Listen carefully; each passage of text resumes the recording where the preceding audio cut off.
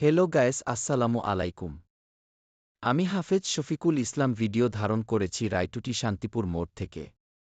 গ্রামের কৃষকরা যেন এক অক্লান্ত পরিশ্রমী সৈনিক, যারা প্রতিটি দিন সূর্যোদয় থেকে সূর্যাস্ত পর্যন্ত কঠোর পরিশ্রম করে দেশের খাদ্য উৎপাদনে অবদান রাখে। তাদের হাতে শস্যের মাটি, পেছনে কখনো কোনো বিশ্রাম নেই।